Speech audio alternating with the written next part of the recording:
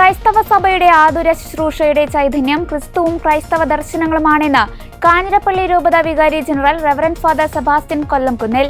ആതുര ശുശ്രൂഷ രംഗത്ത് അരനൂറ്റാണ്ട് പിന്നിട്ട കോരുത്തോട് കരുണാഭവൻ മെഡിക്കൽ സെന്റർ പുതിയ കെട്ടിടത്തിൽ പ്രവർത്തനം ആരംഭിച്ചതിന്റെ രജത ജൂബിലി ആഘോഷങ്ങൾ ഉദ്ഘാടനം ചെയ്ത് സംസാരിക്കുകയായിരുന്നു അദ്ദേഹം.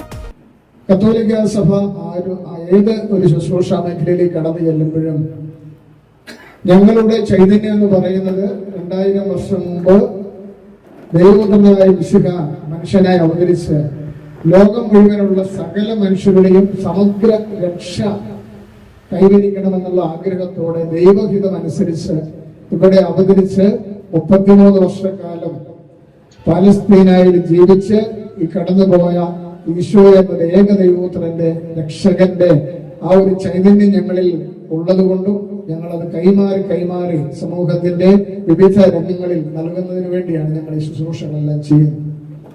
ഇവിടെ നമുക്കറിയാം കാലികമായ ചില സംഭവങ്ങളുടെ വെളിച്ചത്തിൽ നമുക്കറിയാം ഇതിനെ തെറ്റിദ്ധാരണാജനകമായ ചില ശുശ്രൂഷ മേഖലകളായിട്ടൊക്കെ മാധ്യമങ്ങൾ നമുക്കറിയാം. കോരുത്തോട്ടിൽ അങ്ങനെയുള്ള പ്രശ്നമൊന്നുമില്ല, എങ്കിലും മാധ്യമങ്ങളിലും സാമൂഹിക മാധ്യമങ്ങളിലെല്ലാം കണ്ടും കേട്ടും നമ്മളും അറിഞ്ഞും അറിയാതെയും ധാരണയും തെറ്റിദ്ധാരണയൊക്കെ ആയി അങ്ങനെ എന്തെങ്കിലും കാര്യമുണ്ടോ എന്ന് ചിന്തിക്കുന്ന ഒരു സാഹചര്യത്തിലാണ്.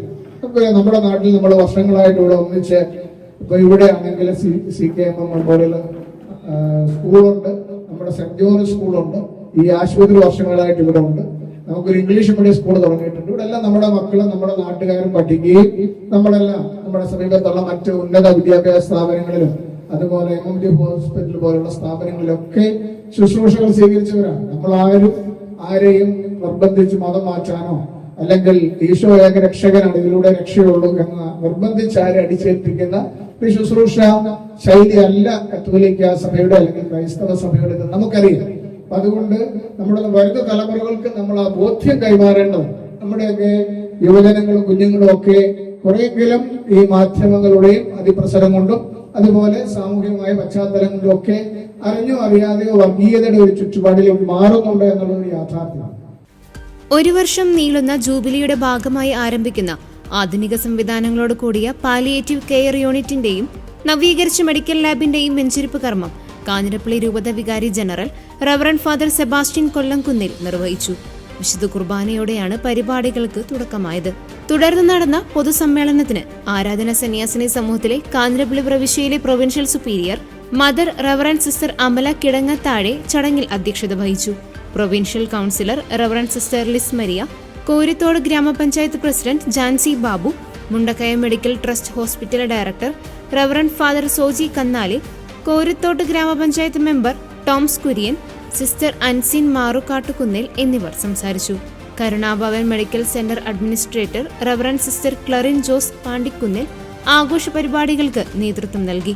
4 ഡോക്ടർമാരുടെ സേവനവും 24 മണിക്കൂറും പ്രവർത്തിക്കുന്ന അത്യാഹിത വിഭാഗവും ആധുനിക സംവിധാനങ്ങളോട് കൂടിയ മെഡിക്കൽ ലാബും കരുണാഭവൻ മെഡിക്കൽ സെന്ററിൽ ലഭ്യമാണ്.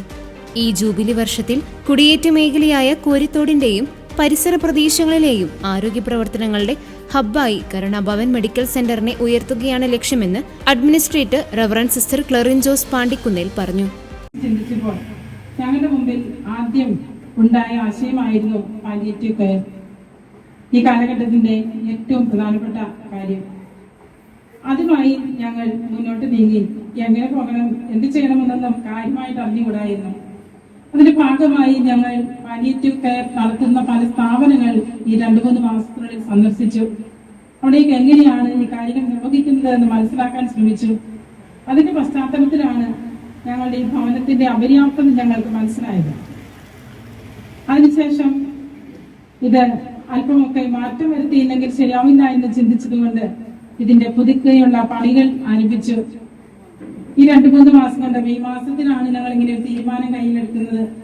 അപ്പൊ അതേ തുടർന്നുള്ള ഞങ്ങളുടെ പ്രയത്നങ്ങൾ ഇതിനെ നവീകരിച്ചെടുക്കുക എന്നതായിരുന്നു. അങ്ങനെയുള്ള കുറേയേറെ പണികൾ ഇതിനകത്ത് പുറമേ നോക്കുമ്പോൾ വലിയ പണികളൊന്നും മാറ്റങ്ങളൊന്നും വന്നതായിട്ട് നിങ്ങൾക്ക് തോന്നുകയില്ലെങ്കിലും അകത്തേക്ക് കയറിയാൽ കുറേയേറെ മാറ്റങ്ങൾ വന്നിട്ടുണ്ട്.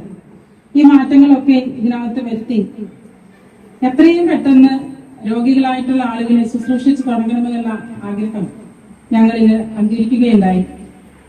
ജൂലൈ 19 ഇതിന്റെ ജൂബിലി തുടക്കം. അന്ന് ആരംഭിക്കണമെന്ന് ആഗ്രഹിച്ച ആരംഭിച്ചെങ്കിലും ജൂലൈ 3, ജൂലൈ 29, ജൂലൈ 16 അങ്ങനെയുള്ള തീയതികളിലൊക്കെ ഏതെങ്കിലും വിശേഷപ്പെട്ട ഒരു തീയതിയിൽ ആരംഭിക്കണമെന്ന് ആഗ്രഹിച്ചെങ്കിലും ഉദ്ദേശിച്ചതുപോലെ പണി പൂർത്തിയാകാൻ സാധിക്കാതെ പോയി. അങ്ങനെയാണ് ഇന്നലെ ആയിരുന്നു ഞങ്ങളുടെ കണക്കൂട്ടലിലുള്ള ദിവസം, ജോൺ മരിയ വിയാനി പുണ്യവാന്റെ ദിവസം. പക്ഷെ അന്ന് ബഹുമാനപ്പെട്ട സാബുച്ചിനും മറ്റു വൈദികർക്കും ഒക്കെ അസൗകര്യങ്ങൾ ഉണ്ടായിരുന്നു. വൈദികരുടെ തിരുനാളായിരുന്നതിനാൽ അവർക്ക് പരിപാടികൾ ഉണ്ടായിരുന്നതിനാലാണ് അത് ഇന്നത്തേക്ക് മാറ്റിവെച്ചത്. എന്തുകൊണ്ട് പ്രസക്തമായ ഒരു ദിവസമാണ്. രോഗികളെ കേൾക്കുകയും കുമ്പസാരക്കൂട്ടിൽ മണിക്കൂറുകൾ ചെലവഴിക്കുകയും ചെയ്ത വിശുദ്ധനായ ജോൺ മരിയ വിയാനി പുണ്യവാന്റെ ദിവസം വളരെ മനോഹരമായ ദിവസമാണ്.